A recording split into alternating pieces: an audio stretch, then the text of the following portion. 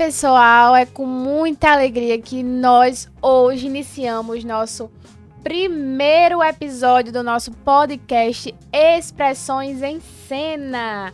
Lembrando que este projeto foi contemplado pela Lei Paulo Gustavo, operacionalizado pela Prefeitura Municipal de Mossoró através da Secretaria Municipal de Cultura.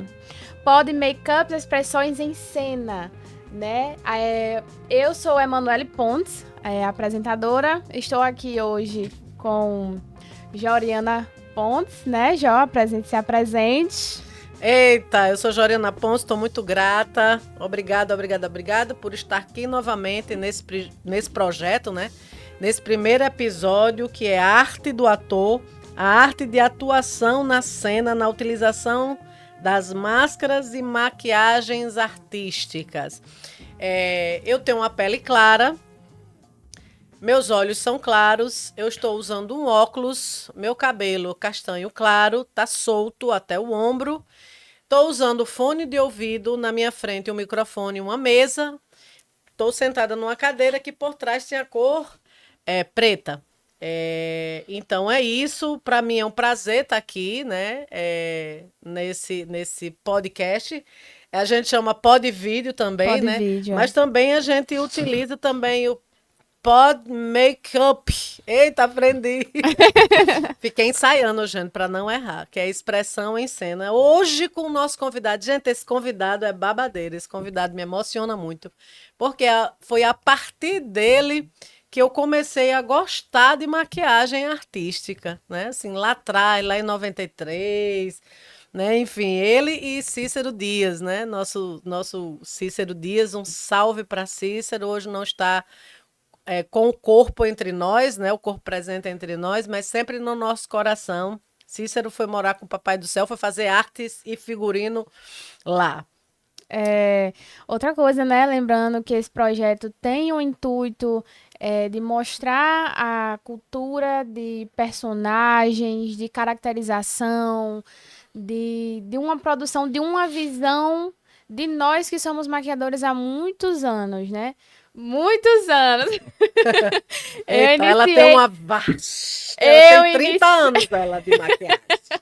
Eu iniciei faz o quê? Uns 8, 9 por aí. 8, 9 anos. Né? E lembrando, eu sou parda, né? Tenho cabelo longo, até a cintura, vamos dizer. Castanho escuro, tenho olhos escuros. Estou de batom rosa seco. Estou usando fones na minha frente. Tem microfone, tem mesa e uma sala rodeada de câmeras. E outra coisa muito importante, gente, se inscrevam no canal, curta, compartilha, comenta, liga o sininho para ficar atento a todos os episódios, que tá babado. Peraí, eu aprendi. Ative o sino para receber as nossas notificações. Olha, isso. Aprendi. E agora, sem mais delongas, vamos passar pro nosso convidado, né, Joriana? Vamos passar não, que eu vou apresentar nosso convidado, que é ilustre. Sim. Vamos lá. Augusto Pinto, pessoal, tá aqui com a gente. Então, vamos lá divulgar quem é Augusto, né? Bom, vamos lá. É historiador, pedagogo, senta que lá vem história também, viu? Arte educador, ator, presidente do grupo Arruaça desde 1985, atua no cenário potiguar há mais de 45 anos, artista multifacetado, pesquisador, ator, diretor, maquiador, cenógrafo, figurinista e calungueiro. Ele se auto-intitula como envoltado. Eita, depois eu quero saber o que é isso, hein? Eu fui pesquisando, foi Manu, a gente pesquisou, que achamos um nome assim, mas ele vai dizer já pra gente. Sua contribuição artística e social tem sido relevante para o cenário cultural da cidade, principalmente por desenvolver, junto com o grupo, trabalhos de formação artística e política em escolas, ONGs, sindicatos e outros espaços não formais. A importância do seu trabalho com jovens da periferia tem contribuído muito para a renovação artística e formação de novas plateias. Augusto Pinto. Olá, bom dia a todos e a todas e a todes. Eu sou José Augusto Pinto, e meu nome artístico eu escolhi esse, Augusto Pinto. E por dois motivos, né? É que o Augusto é grande, mas que eu sou Pinto, que é uma coisa pequena, um ser pequeno e indefeso, mas que também eu sou grande também, né? O Augusto é dos grandes, né? Então eu gosto desse nome porque vem a dicotomia, vem um monte de coisa no nome só, né? E adjetivo. Eu sou Augusto, mas sou pequeno, né?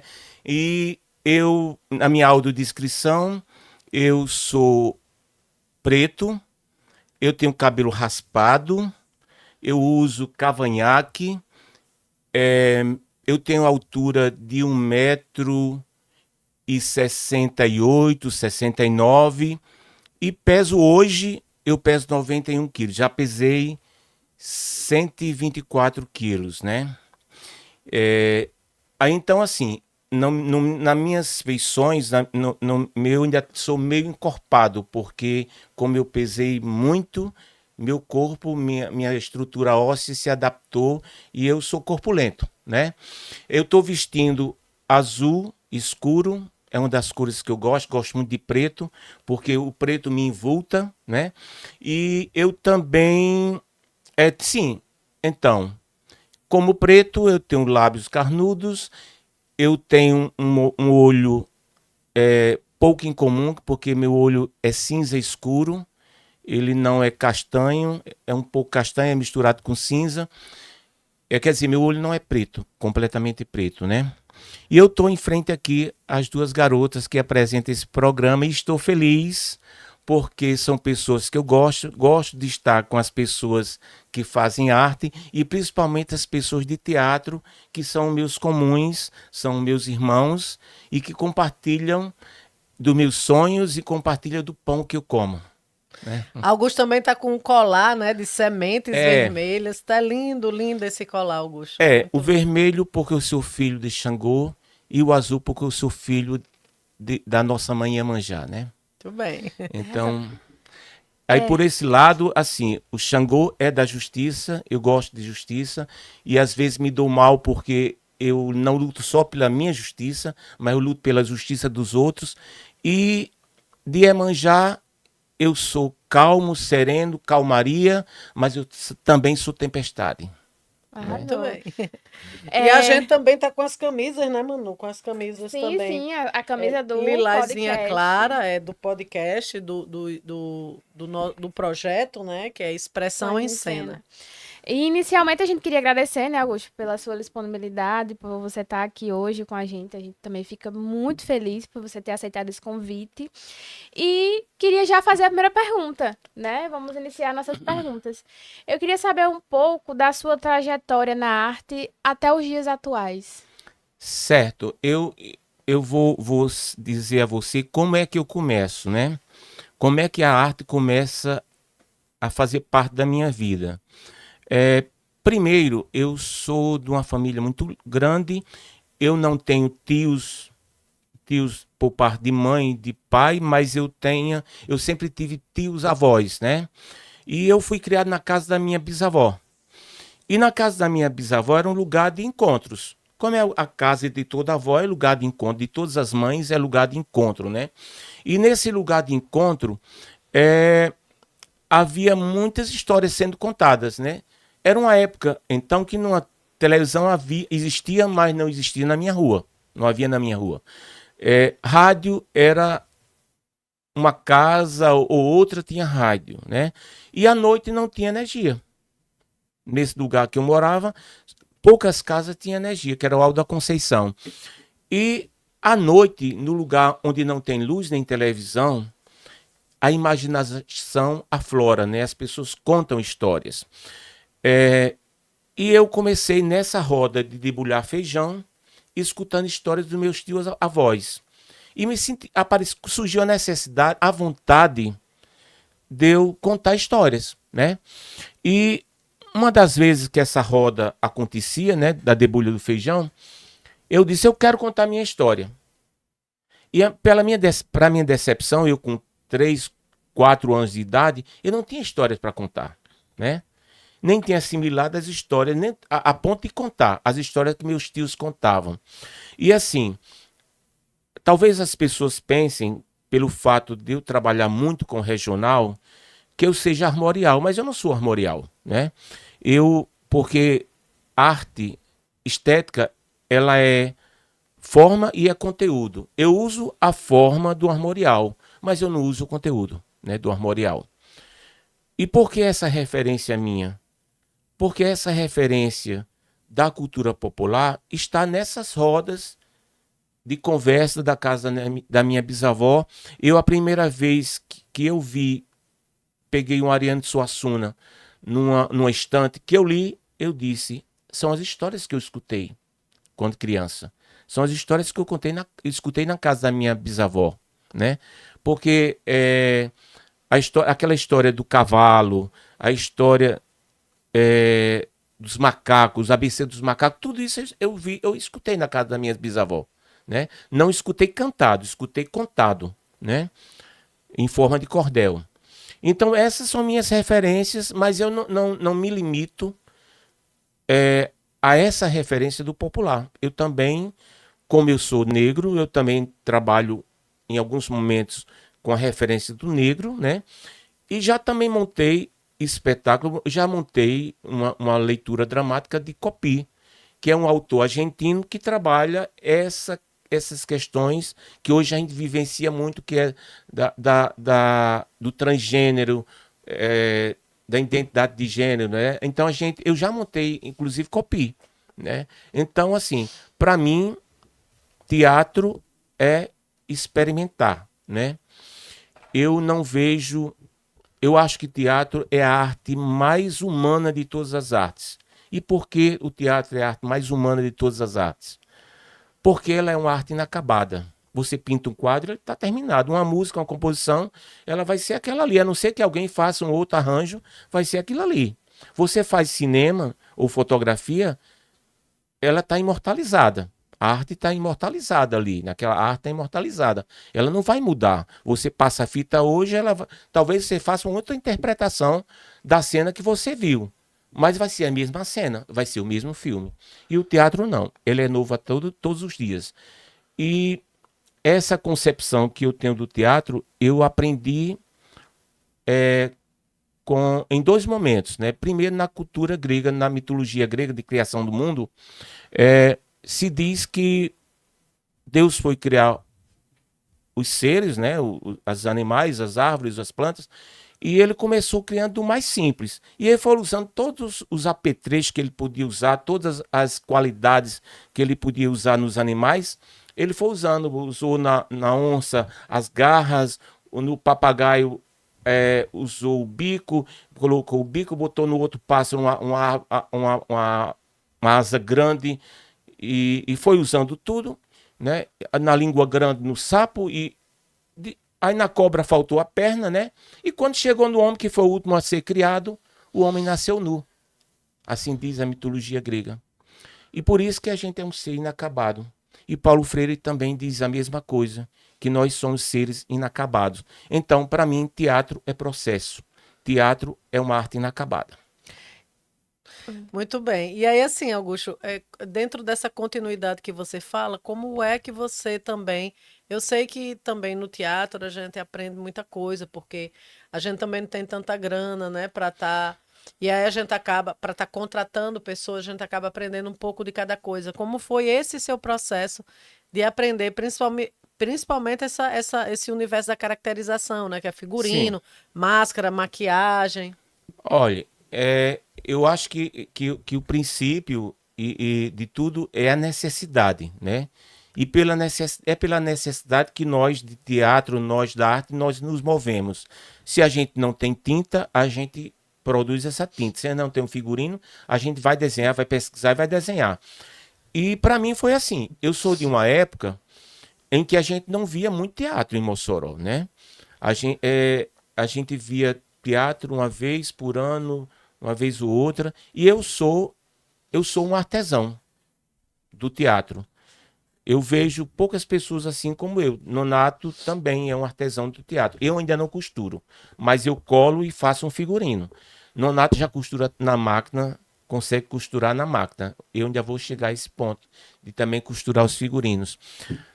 Até mesmo porque você experimenta, né? Você se joga, você cria algo novo.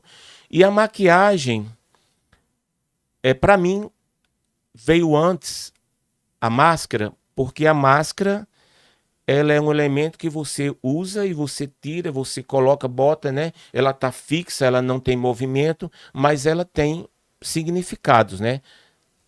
E a máscara começou para mim. Os primeiros espetáculos para mim eu usei máscara. E o primeiro espetáculo que eu fiz, eu usei bonecos. Porque antes de eu montar o espetáculo Azul e Encarnado, eu também, assim, digo primeiro porque foi o primeiro que eu Primeiro elemento, né? escrevi um pouco, peguei algumas coisas de outros autores e também fiz tudo. Então esse é o primeiro espetáculo. Mas antes eu já fazia. Eu trabalhei com drama de circo, trabalhei com dramas populares. Esse é meu berço, né? Os dramas populares. É tanto que quando eu vi aquele espetáculo do Grutum, que tinha a Érica, tinha o pessoal do Grutum daquela época, eu me identifiquei, porque parecia com aquilo que eu fazia, os dramas populares, né? E a maquiagem, eu começo porque, de repente, a máscara, ela não tem movimento, né? E ela também é incômoda, ela machuca a tua pele, ela machuca a orelha, e eu comecei a experimentar a maquiagem. Até mesmo porque na cultura popular também nós temos os pintados, né? As pessoas que se pintam de branco, se pintam de preto, né? O Mateus, a Catirina, são personagens do Bumba Meu Boi, que é minha vertente, né? A minha primeira vertente. E eu comecei usando a tinta preta e usando a tinta branca, né? E daí eu comecei a viajar. Como eu sempre desenhei muito bem, pintei muito bem, para mim não foi difícil eu pintar, mas assim, eu também fui buscar um pouco e estudar um pouco o kabuki, né, para entender o que é que cada traço podia dizer, né, que expressões eu poderia experimentar, salientar ou então esconder, né, por meio da maquiagem, né? Muito bem, Augusto. Manu quer fazer alguma pergunta? Sim, sim. Mas Porque senão eu fico aqui, Não, gente, não. fazendo. Vai ser só eu e Augusto, Augusto e eu. a pergunta que eu ia fazer era exatamente essa, né? Da questão da máscara, que você já fez uma colocação muito, muito importante. Mas pode se aprofundar, né? Pode.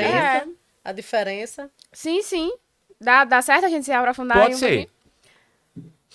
pouquinho? Pode falar, assim, a questão de máscara em quesito de maquiagem. Você fazendo uma maquiagem, uma máscara sua em forma de maquiagem. Pronto, as minhas maquiagens, eu não faço uma maquiagem para teatro, uma maquiagem para Miss. Eu faço maquiagem para uma maquiagem meio máscara, né? Então eu uso cores fortes, eu uso cores que seja contraste, porque eu vou prezar que algumas coisas sobressaiam, né? Então a diferença da máscara é que você tira em alguns momentos, né? E que você pode botar no mesmo espetáculo. E a maquiagem, ela tá na tua pele. Na medida que você mexe um músculo, a maquiagem também vai mexer. Mas assim, eu já usei em um espetáculo, no Voo do Cavalo do Cão, eu experimentei um outro tipo de maquiagem, que é você pegar alguma parte do corpo e você deixar rígida. Por exemplo, se eu deixar um lado da minha boca rígida, isso aqui ele me projeta para um outro tipo de voz, para um outro tipo de expressão e para um outro tipo de relação dentro da cena, né? Se eu de repente falar o tempo todo com a boca trancada, os dentes trancados, isso tem código, né? Isso força eu falar de uma outra forma. E na hora que força eu falar de uma outra forma, eu já não sou mais eu. A maquiagem tem essa função, a máscara tem essa função de envoltar, deixar que você não seja você mesmo e que você seja o outro, né? Não sei quando a gente lê Stanislavski, ele mostra isso, que existe dois processos, que é o processo interno e o processo externo, né? Da construção da personagem. E esses dois processos, eles são importantes. São importantes e, por vezes, você usa um. Mas, às vezes, usando aquele do interno, você não consegue encontrar o personagem. E, às vezes, você faz um traço no olho e o personagem chega, né? Essa coisa do misterioso, que por mais que você estude, por mais que você escreva teses a respeito do que é interpretar, uma tese não vai dizer, um livro não vai dizer tudo. Eu acho que Stanislavski não disse tudo. E Brecht também não disse tudo.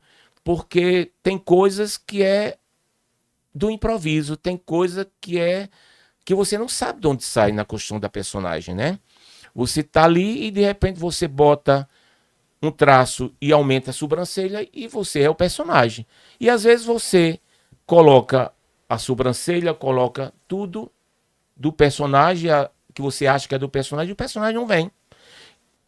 Eu acho que essa coisa do teatro e da interpretação e de você ser ator, fazer personagem, é muito caprichoso, né?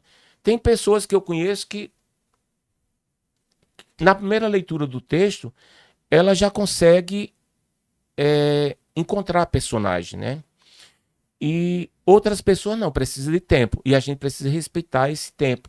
Eu sou uma pessoa que demora muito, eu sou insatisfeito, sou um artesão, e eu demoro muito a montar um espetáculo. Eu não consigo, 2 meses, eu montar um espetáculo, né?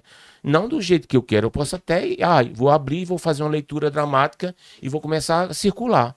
Mas o espetáculo não está pronto, né? Porque eu preciso desse tempo para mim poder dizer aquilo que eu quero, né? E talvez eu não vá nem dizer o que eu quero, né? Mas eu estou começando a cutucar a minha imaginação, a minha criatividade para me chegar lá, né?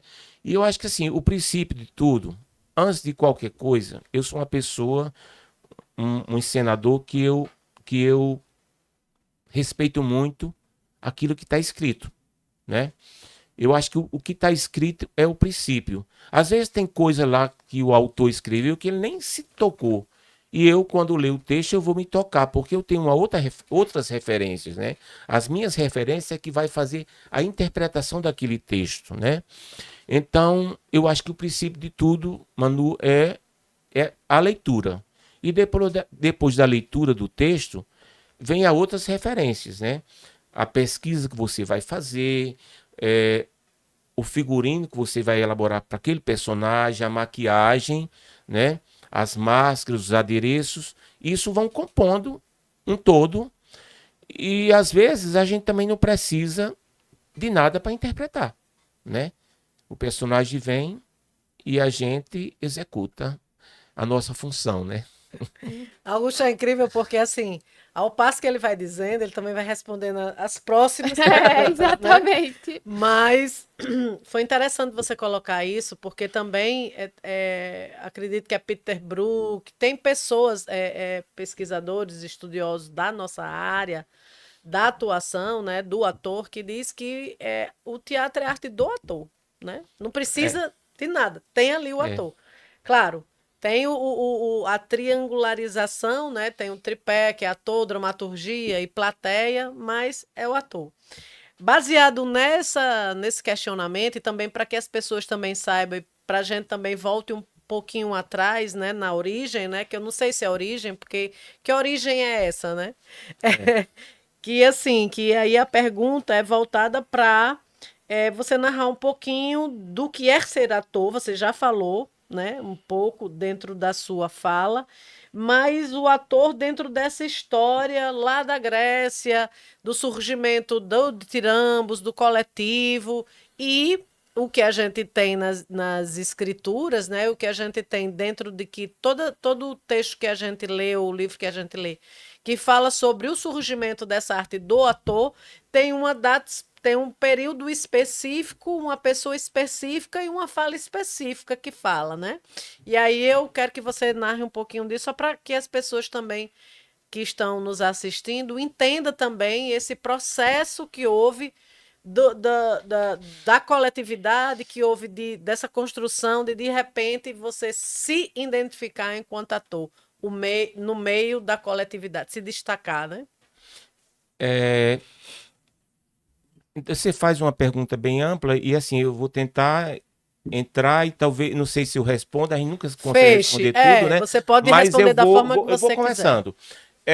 Primeiro, é o seguinte, da mesma forma que eu comecei contando história, na roda de amigos, contando história de alma e contando histórias de Trancosos, né? A gente também percebe que a humanidade também criou o teatro dessa forma, né? E a gente tem a referência da Grécia, porque na Grécia você tem tudo mais completo. Você tem o narrador, você tem o coro, você tem os atores, né? Que começa a chegar os atores, mas isso é bem anterior. As referências são bem anteriores, né? Porque o teatro é uma expressão humana. É uma forma de você também, por exemplo, lá na Grécia também, você vai ver que tem os cegos, né? Os tirésias, os que contavam histórias e contavam decorada aquela história e passava de pai para filho, que eram as pessoas que iam contando a história da própria Grécia, antes até de existir a escrita. Era assim que as coisas eram contadas. Existiam pessoas específicas na sociedade para contar histórias. E essas pessoas, elas contam na terceira pessoa, né? Eu também já contei história na terceira pessoa. E no momento que essas formas, essas expressões, elas são contadas por várias pessoas em coro, né? A gente tem o ditirambo da Grécia, a gente tem as primeiras apresentações, né, os primeiros desfiles carnavalescos da Grécia, mas a gente também vai ter, em algum momento, alguém que se sobressai, né, desse coro e diz: eu sou Dionísio, né? Quando você chega a isso, você tem o ator na primeira pessoa. Eu sou a história.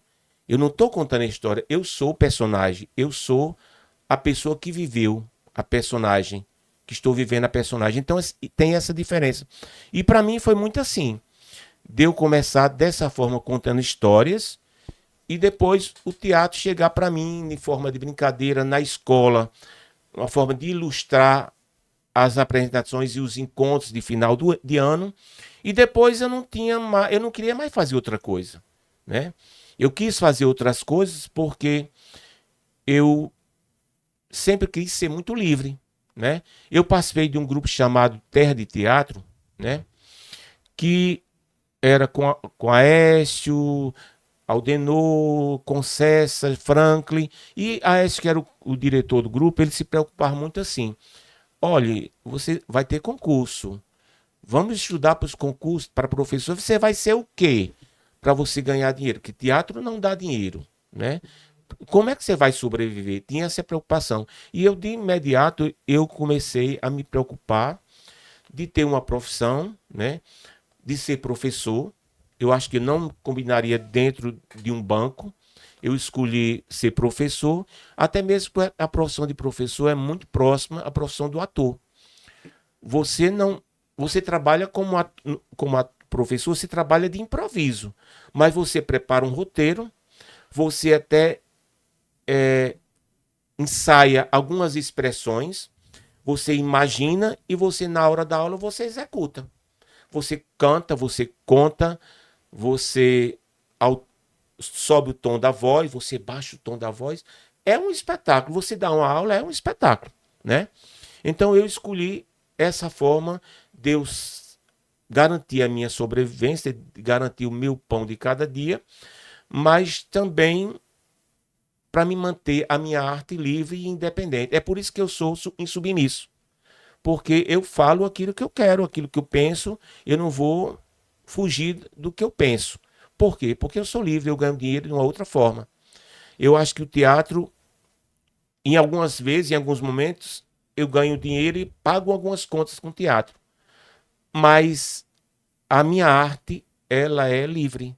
A minha arte, eu busquei a vida toda tornar ela livre. Se eu não conseguir fazer no Chuva de Bala, se eu não conseguir fazer no Alto da Liberdade Teatro, eu vou fazer na minha rua, na minha calçada, no quintal da minha casa, mas eu não vou deixar de dizer aquilo que eu penso e aquilo que eu quero que as pessoas saibam, né, da minha pessoa. Então, assim, eu sou, como ator, eu sou livre. Eu considero, a gente estava falando aqui de conceito de teatro, né, que eu dizendo que teatro é processo, que teatro é inacabado. Eu deixo a interrogação. Um espetáculo gravado, ele é um espetáculo inacabado? Ela é uma obra inacabada, a obra gravada que você dubla a sua própria voz? Você é livre no teatro para você mudar a sua fala ou improvisar alguma coisa nesses grandes espetáculos? Não. Esses espetáculos que a gente faz, que ilustra os altos da cidade, que ilustra as festas da cidade, são espetáculos em que os atores têm bola nos pés, bola de cimento enorme nos pés. Ninguém é livre para dizer nada. Ninguém é livre para questionar o poder constituído. Você não é livre para dizer Lula livre, né? Você não é livre para dizer fora Bolsonaro. Você não é livre para dizer no espetáculo isso. E a arte do teatro, e toda a arte, inclusive, ele é a expressão da liberdade. Toda a arte é a expressão da liberdade.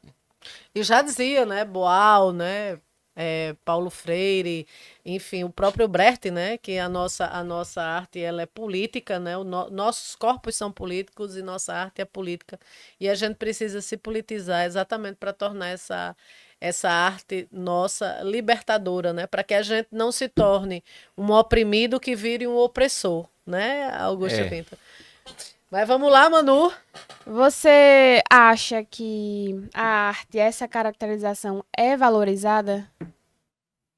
A profissão ou a caracterização? Não, a profissão do caracterizador, né? Isso. Seja figurinista, seja maquiador, seja que faz maquiagem artística, né? Se ela tem uma valorização nesse cenário, né? Atual ou de antes, enfim. Que importa? Eu devolvo a pergunta.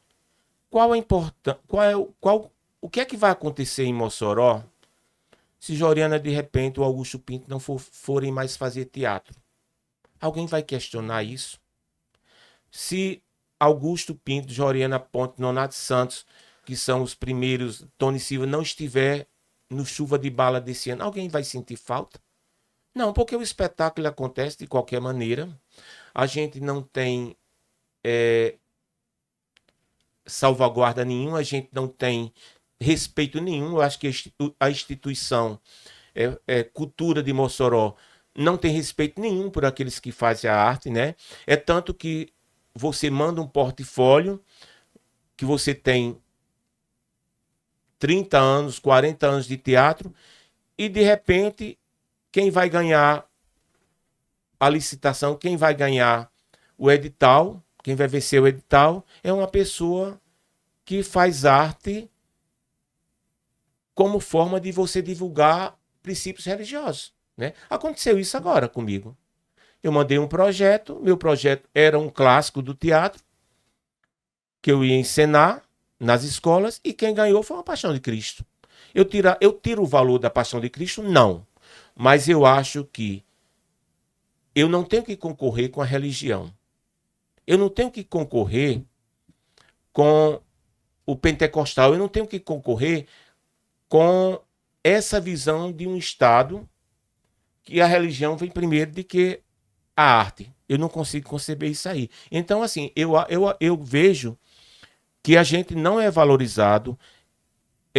Por mais que eu seja um bom ator, eu não vou ser chamado para o Alto da Liberdade, ou para o Chuva de Bala, ou para o Oratório de Santa Luzia, porque eu tenho determinadas posições, né?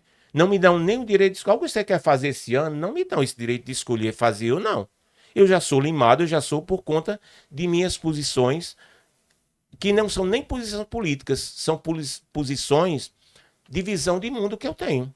Né? O que me empurra para um lado da política é essas posições que eu já tenho, que estão comigo. É a minha forma de ver o mundo, de ver as coisas, de ver a arte.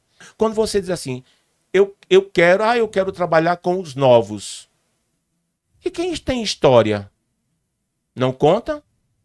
Que novos são esses? Porque às vezes você pode ser novo na idade, mas você ser velho no pensamento. E eu posso ser velho na minha idade, antigo na minha idade, né? E eu posso ser novo na minha forma de pensar. Onde é que está a novidade? Onde é que está o novo nisso tudo, né? As pessoas não têm esse questionamento. Eu acho que usar a palavra novo é mais uma forma de você eliminar aqueles que pensam o contrário. O que eu acho estranho nesse contexto, eu acredito que lá atrás nós fomos muito ouvidos e sim, pactuamos uma proposta do surgimento desses autos para trocas, né? Então vinha de vários lugares, enfim, pesquisadores, artistas, diretores, né? Que vinham promover esse fazer, né? Essa direção do Alto da Liberdade, com os artistas da cidade, claro. Porém, tinha troca. Tinha as trocas em oficina, tinha o bate-papo. Era algo que era fervescente, fervilhante, impulsionava, movimentava. E tinha uma coisa muito importante do início, que era respeito aos grupos de teatro. Então, todos nós, grupos, estávamos lá com os nossos componentes, né? Logicamente que os que estavam, o que tinha uma maior qualidade também, porque pensando nessa perspectiva que esses autos não são escolas, né? Mas são processos de vitrine, né? De que geralmente as pessoas que já estão com um caminho, né? Motivado inclusive pelos grupos e trabalhado pelos grupos, teriam um maior respaldo de sustentar essa história, né? Vamos dizer assim, essa história. Também não deixando as escolas, porque o surgimento do Alto da Liberdade foi, inclusive, a gente fazendo esse diálogo com as escolas, né? As comunidades, então era muita gente, era mais de 300, 400 pessoas envolvidas nesse processo, né? Que eu acho que a gente se movimentava muito a partir disso.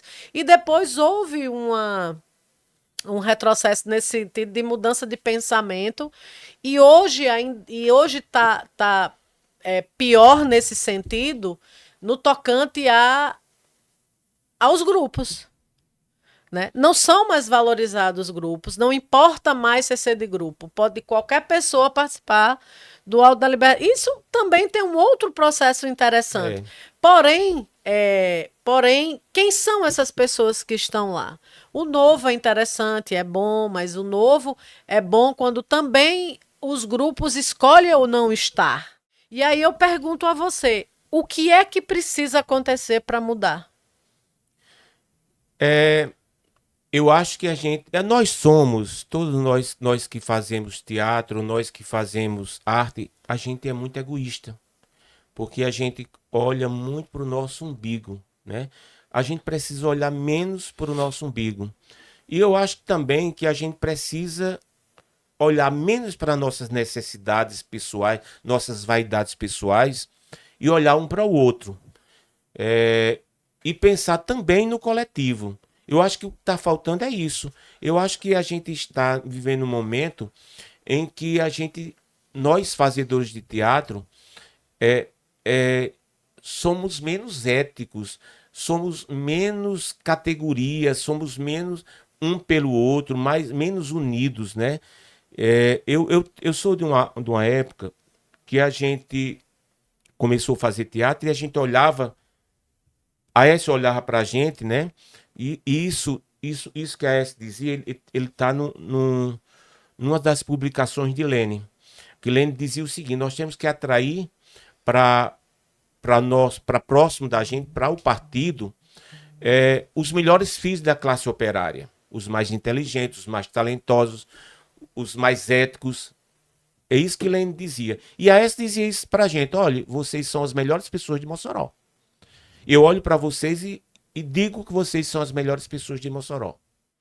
Pela discussão, pela preocupação que a gente tinha uns com os outros e também pela preocupação que a gente tinha com o amanhã, com o porvir, com a sociedade, com a comunidade, com a escola, com os equipamentos culturais, de cultura para todos, um teatro para todo mundo, né? Para que Mossoró tivesse um teatro. Então, assim, essa preocupação, eu acho que a gente deixou de ter, né? E quando eu digo a gente deixou de ter, é por mais que eu tenha um pensamento diferente, você tem um pensamento diferente, Jorena, e outras pessoas também pensam diferente, eu acho que essa coisa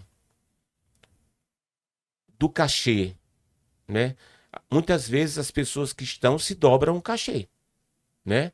Se dobra ao fato que vão receber aquele dinheiro e vão poder trocar o celular, né? A gente está vivendo numa sociedade, como eu não estou lembrado quem diz isso, né? Não sei se é Bauman. A gente vive uma sociedade líquida. Bauman.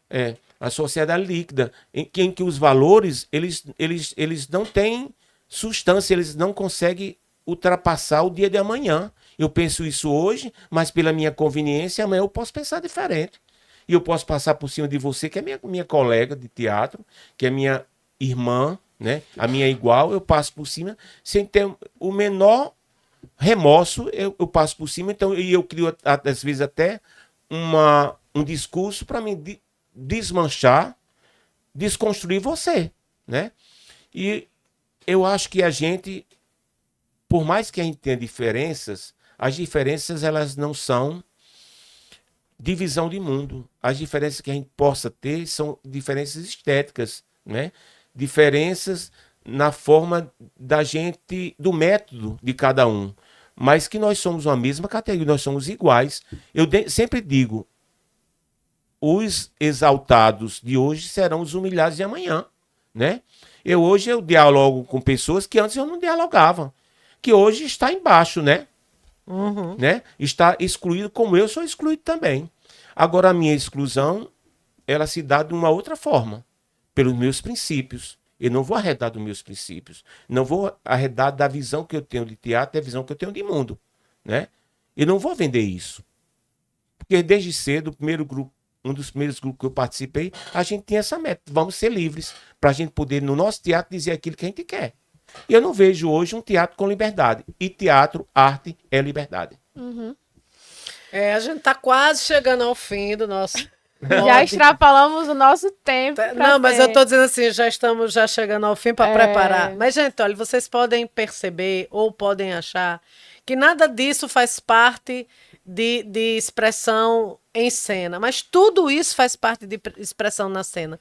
Toda essa conversa, que é importante, que é uma conversa política, é uma conversa voltada para as questões de sobrevivência, de existência, de resistência, da arte, da atuação do ator, reflete na caracterização, reflete porque esses processos são importantes, são políticas públicas, né? De editais que é importante para a cidade. E aí, desde já agradecendo também nesse recurso da Lei Paulo Gustavo, que é do governo federal, através do Ministério da Cultura, operacionalizado pela Prefeitura Municipal de Mossoró, né? Através da Secretaria Municipal de Cultura, que tem a empresa de Manu, que ela vai dizendo, porque, gente, olha, Make S Pontes. Não, Pontes S Makeup. Cia Bagana de Teatro também, né? Que a gente atua, que a gente tá junto. E aqui, nosso parceiro, que tá Augusto Pinto, que Augusto também não tá só, né? Augusto tá com o Arruaça, né? O grupo Arruaça, que é muito importante para a cidade de Mossoró e é muito potente também. E aí eu vou deixar aí para Manu se despedir. Eu desde já agradeço a todos vocês. Ativem o sininho, se inscrevam aí no nosso YouTube, no nosso canal, certo? E aí eu vou passar para Manu e depois a gente passa para Augusto para ele se despedir e também deixar as suas considerações finais e também aí uma palavra para quem está começando na arte. E é isso, gente. Quero muito agradecer, né, o início do nosso podcast. E deixar aqui nosso muito obrigado, né, para Augusto, por mais uma vez, por ele estar aqui com a gente, sendo nosso convidado. E Foi uma aula, né? Foi uma aula. foi uma aula. E é isso, eu queria que Augusto falasse um pouco e agradecesse. Da forma que eu cheguei aqui e encontrei vocês rindo, se divertindo e felizes, eu também estou saindo daqui, terminando esse podcast feliz e também rindo, porque foi maravilhoso o encontro com vocês, eu pude falar daquilo que eu queria falar. E, Joriana, só assim, dentro da tua explicação também, quando eu falo em política, e falo em política cultural, né, e falo também política partidária, porque não deixa de ter uma coisa a ver com a outra, né? E eu só quero lembrar que arte é estética, e estética é forma e conteúdo. Você não desvincula uma coisa da outra. Se você faz só estética, só a forma, eu acho que você tá perdendo muita coisa. Você está perdendo o lado de você botar realmente o nome das coisas e dos lugares, né? É preciso que se faça isso. A arte é isso, é forma e conteúdo. Você não pode fugir disso aí, né? O Instagram é @Grupo Arruaça de Mossoró. Arruaca. Tira o C cedilha. E o de Augusto é @Augusto Pinto, eu já fui pesquisar. Isso. Aqui a gente é ligeira, aqui tudo é ligeiro. O meu @é @Joriana Pontes. E é isso, pessoal. Um beijo e até o próximo episódio.